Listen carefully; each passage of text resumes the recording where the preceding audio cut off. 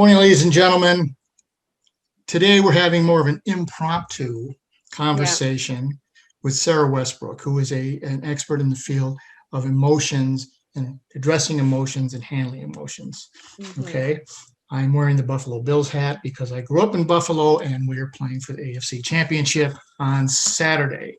So please, God, let us win a Super Bowl before I die. Today we're going to talk about everything you want's on the other side of fear. Okay. We go through life living what somebody tells us are the rules. This is what you should do. Here's the key to success. Here's all these wonderful things. And then we get through life and we set these artificial dates and timelines. And then we finally get to be 60 years old and we turn around and say, this wasn't worth it. What happened? Now what?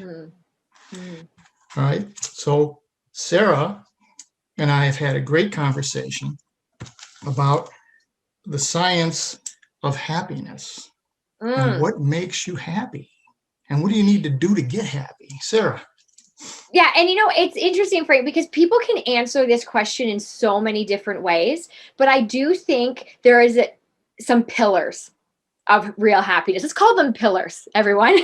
Okay. Is one of them being time affluence, being able to do what you want with a chunk of your time throughout the day, throughout the week.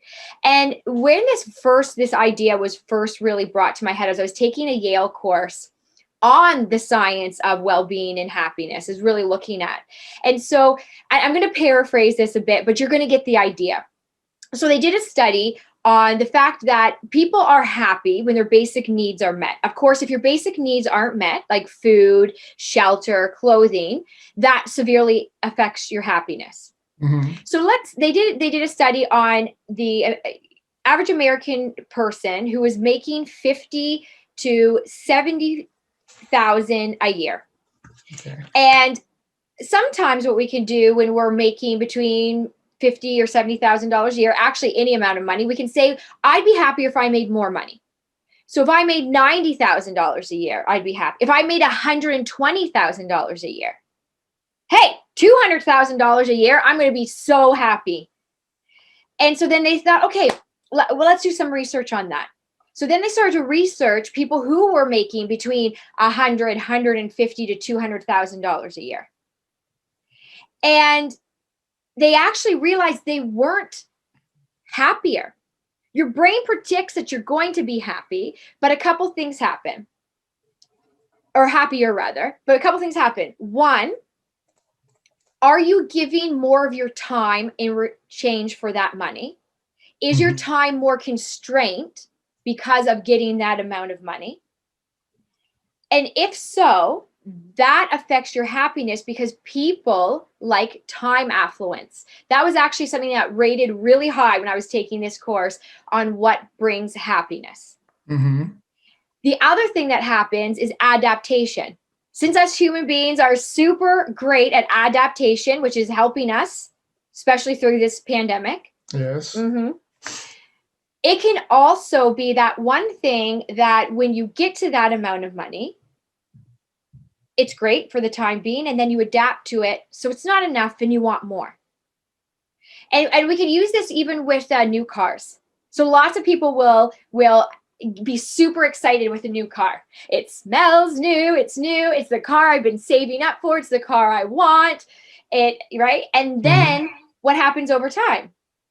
You adapt to it.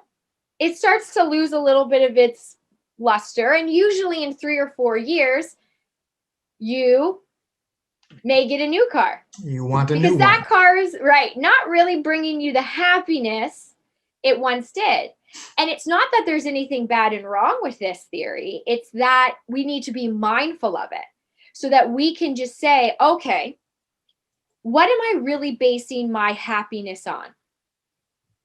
My husband always says that we're doing an exchange of money and time. Do you have more money than time, more time than money? And so it was interesting to me to see that money, again, when your basic needs are met, money in overabundance didn't bring people as much happiness as when they had time to do the things that they wanted to do. Exactly. And so that's something to really, and when I look at that, even in my own life, I have to be really conscious of it. As being an entrepreneur, being a speaker, being a mom, being a wife, I can get so involved in my work. And then you can easily start to go on social media and be like, oh, well, other people are doing this as speaking. Oh my goodness, I need to do a show. I need to write a book. I need to do a podcast. No, I need to get out there and travel across to the other side of the world to do that one event. No, and then you're like, then I would not. It's great to have goals, to have end results, to have things you're working for, but that word of balance, which looks different from day to day, and what's really going to bring me happiness in the long term is really important to write out, put as your end result, so that you know when you're making a choice, it's in alignment with what truly is going to bring happiness to you. And that's a great point. I love that point, Sarah. Before we went on the air, ladies and gentlemen, Sarah and I were talking about we're following somebody else's rules. Okay, here are the rules. Like in my case, I was CEO at a very young age. I'm moving up the ladder very quickly. I get to the top, and you're taught, or in my generation, you were taught, you put in the time and the energy and the effort, and you'll be successful and happy, and your family will be happy. Mm-hmm. But they weren't. My children didn't know who I was. My wife left. So that trade-off is so powerful, because the rule that I was following wasn't true. It didn't work. We've all and I know for me, and this is on a personal level, but I know it is the case for people that I've had many presentations for, discussions with, is relationships are my successes, are the place that brings me happiness and joy. And it's not saying that every relationship is always laughing your head off. And I mean, relationships, that's a whole nother conversation. Yes. Are take a lot of effort, have ups and downs. But when you put time into a relationship, when you are willing to build connection, that to me builds happiness. That to me reminds us that we're not alone. And if we don't put time and energy into those relationships, they fall apart. Yes. And the time is huge. Not stuff, time.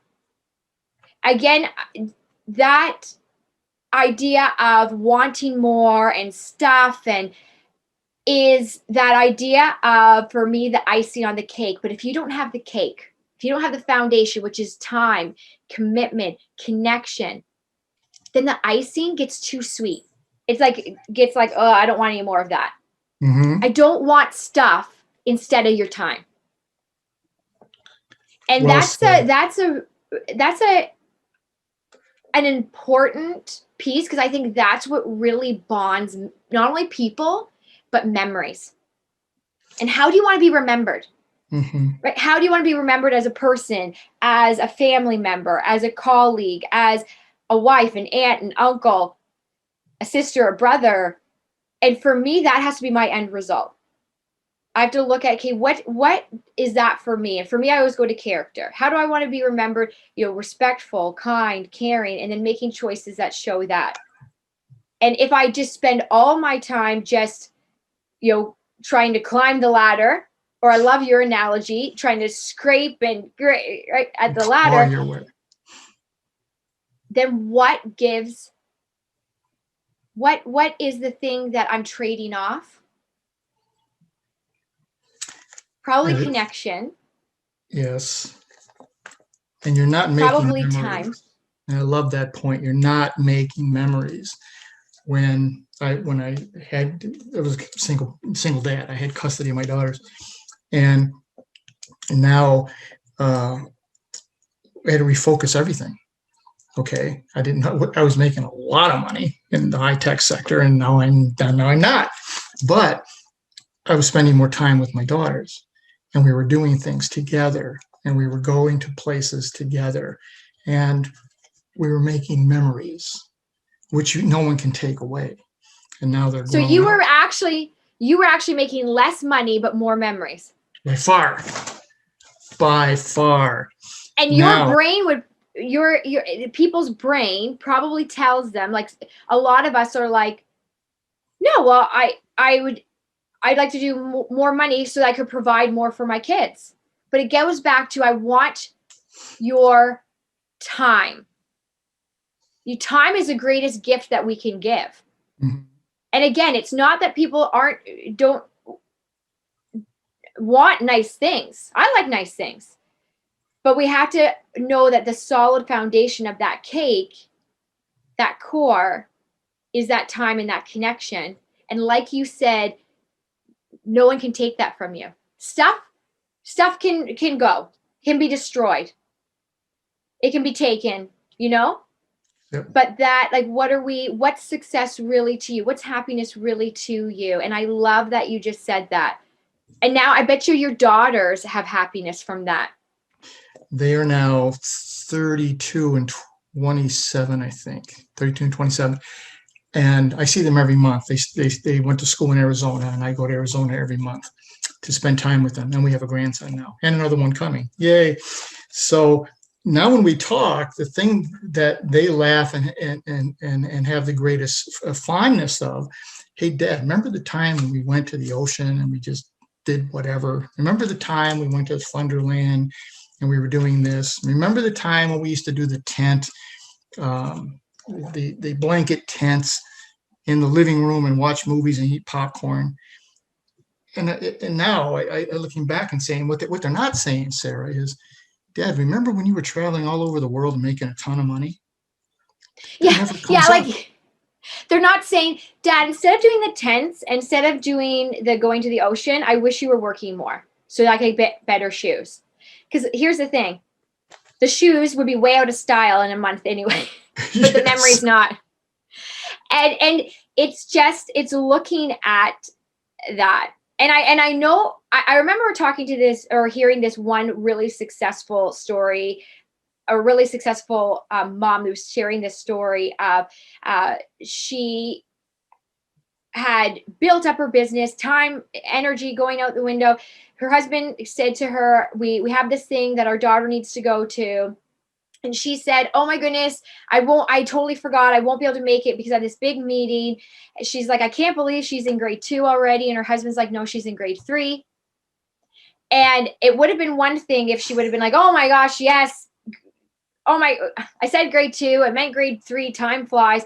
But she was adamant, no, she's in grade 2. And the husband's like, no, she's in grade 3. And there was like a debate over it. And finally she realized she had missed a year. Like, in her mind, she totally had it back at grade 2. And then the emotions started coming, and she said, I just really hope that our girls see that the work that I'm doing now is to provide and prove to them that they can be a successful, strong woman in the world.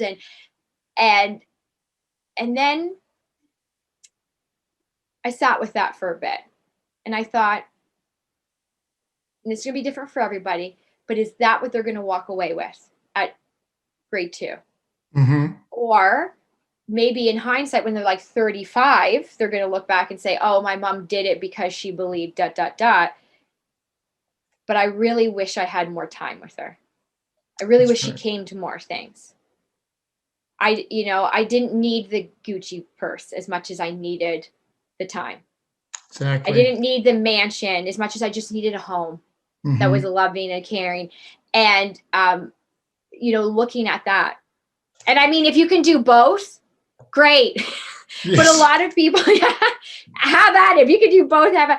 But a lot of people, it is time versus money. How much money, versus how much time do I have? And when I talk to people, it's always they feel so nurtured, connected, and valued when someone gives of their time. Because look at how far we're stretched. Yes, absolutely. one of the things, Sarah, that struck me, yeah, I think I was in the military when the song came out. The song was Cats in the Cradle, where their father, the son's always asking the dad to do something, but the dad's too busy. And now the son's grown up and has moved away, and the dad wants time. When you live that life, and the life that I was That gives living, me chills. I know, when I was living that life, I was that dad. I was going, oh my God. Fortunately, we got the 2x4 between the eyes and got life back on track.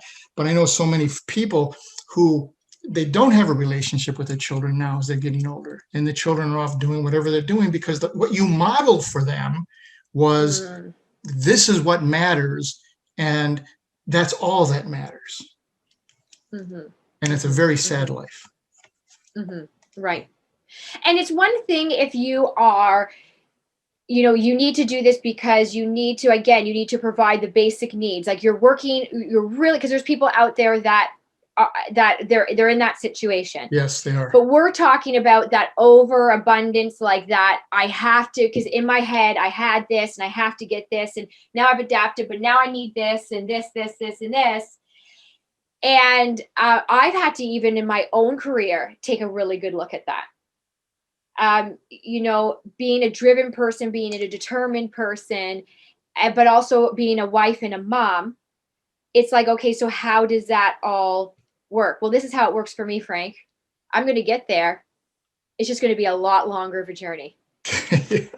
And this is the thing, because I don't want my son to look back and say, and I don't want to look back and say, oh, I wish I missed that. I would, because that's time we'll never get back, which so many people in my speaking industry have been open and have said, don't do what I did, kind of like what you were saying. And so I really listen to those people. And then I find people that are modeling what I want. Mm-hmm.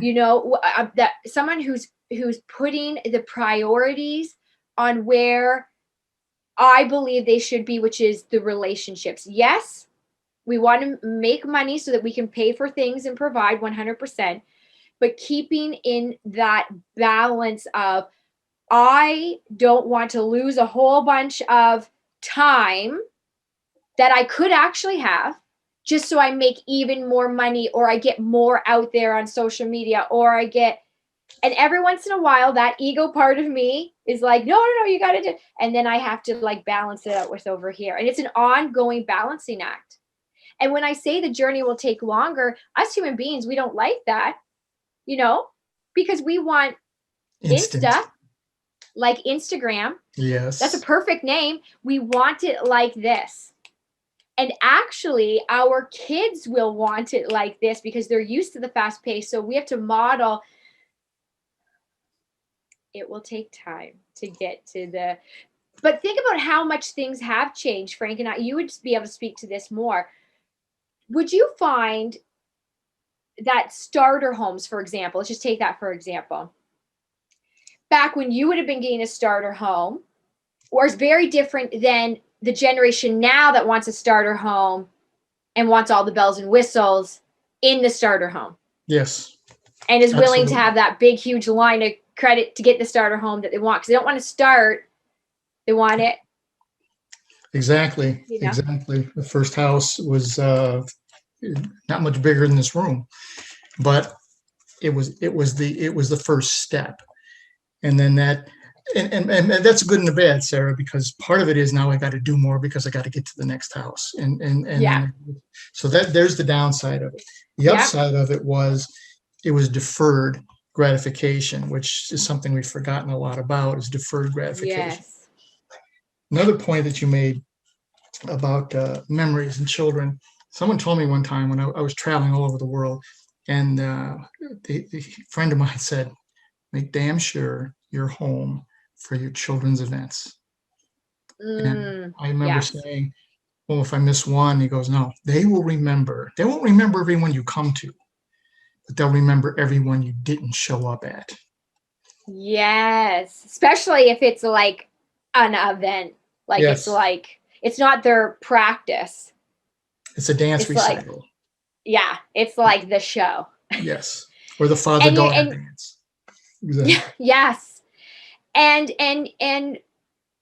the kids know, I think, and I'm thinking back to me as a kid, whether your parent is missing an event that they really want to go to, but for whatever reason, something's popped up, but it's rare that it ever pops up. So even though you're upset, you kind of can categorize that as, yeah, I'm really annoyed. I'm really frustrated. I'm really upset. I'm going to miss you. But your parent comes to 99% of everything you do, compared to, oh, you're not coming again.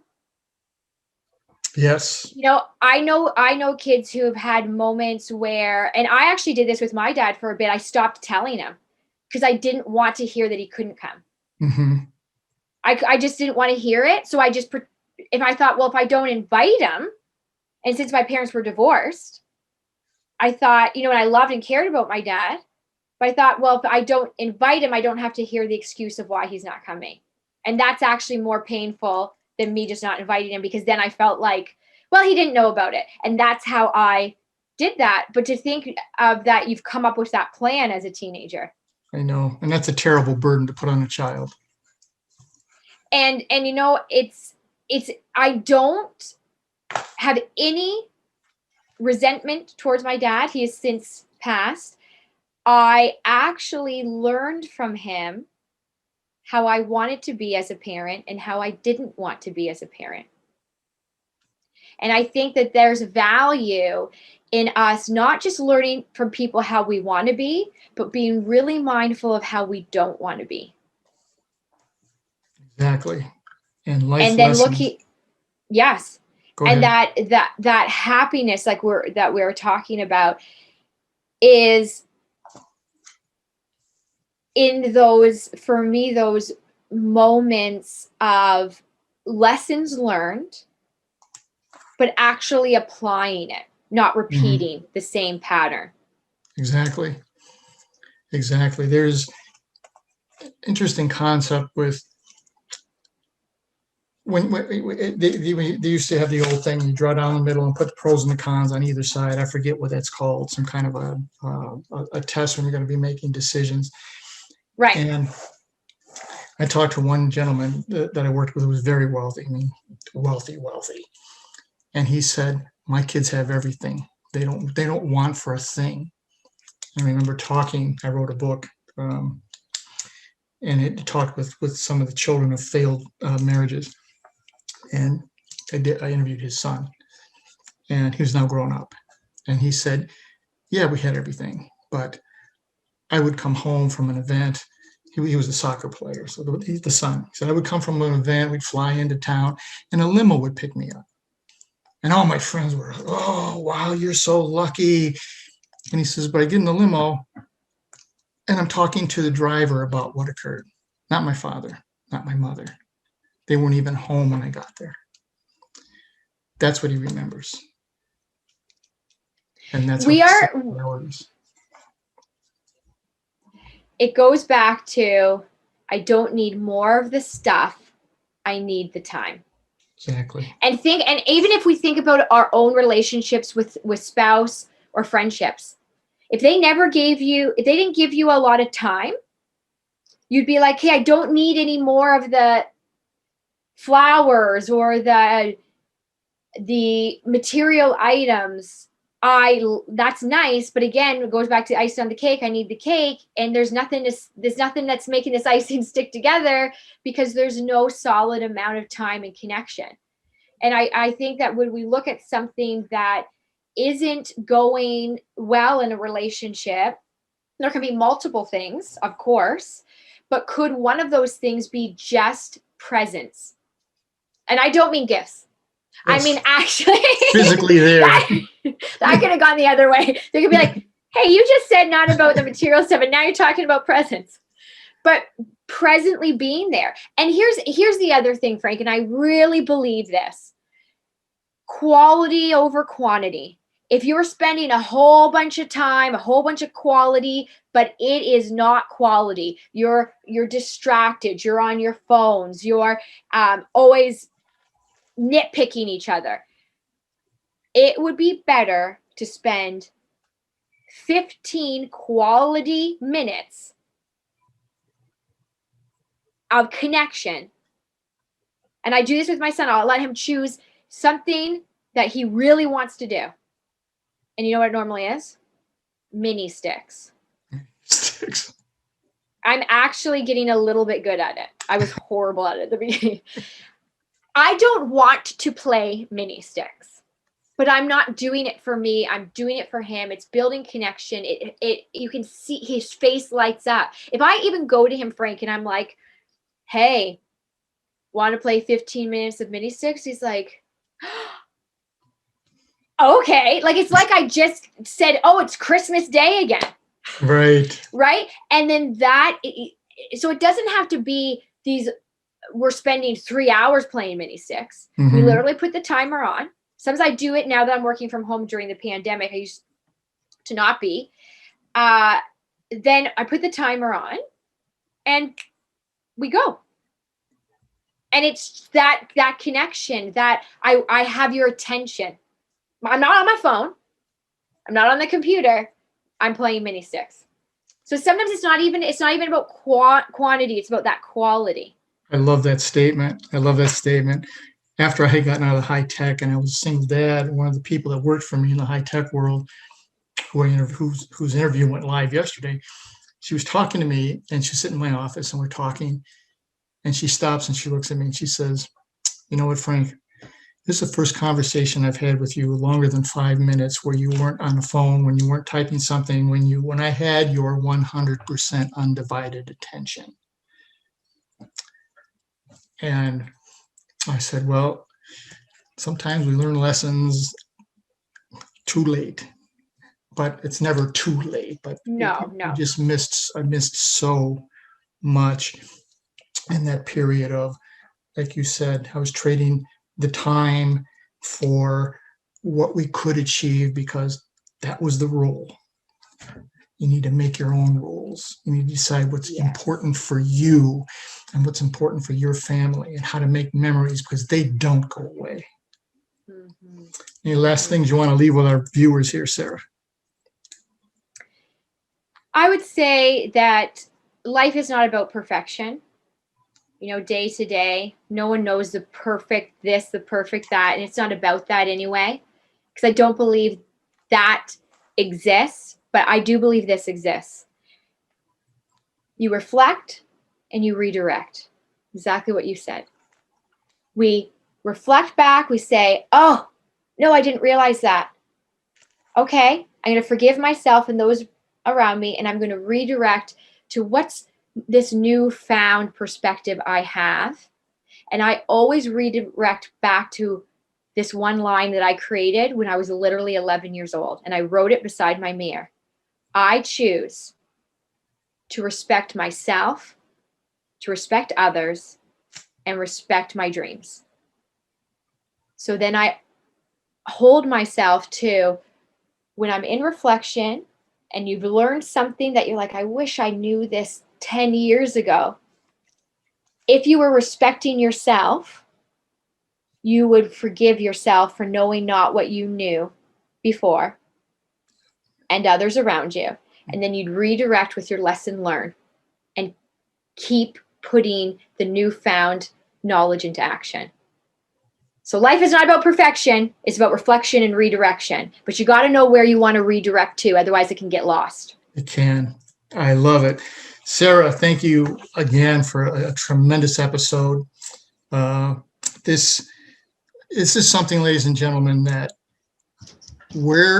how are you going to define happiness and what is your legacy going to be? So we're just about out of time.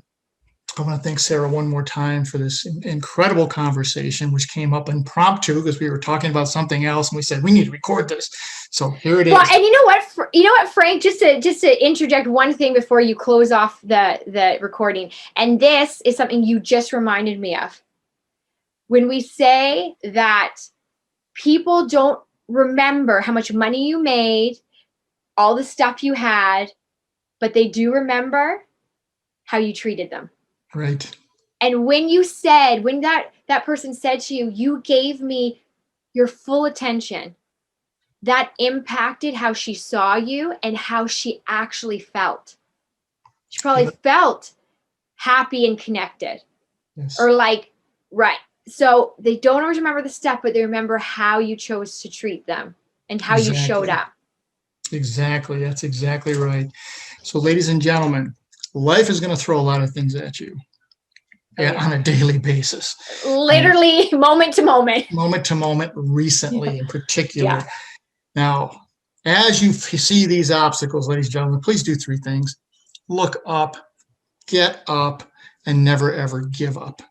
Pick up the pieces, and better times and better people will come into your life.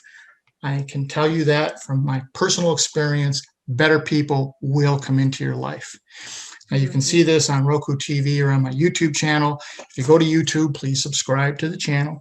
I will also send a copy of this to Sara, and she will post it in all the places that you see Sara. And there are many places you can see Sara. Now let me leave you with this, ladies and gentlemen, as I do every week. None of us are in this alone. And the secret to walking on water is to know where the rocks are.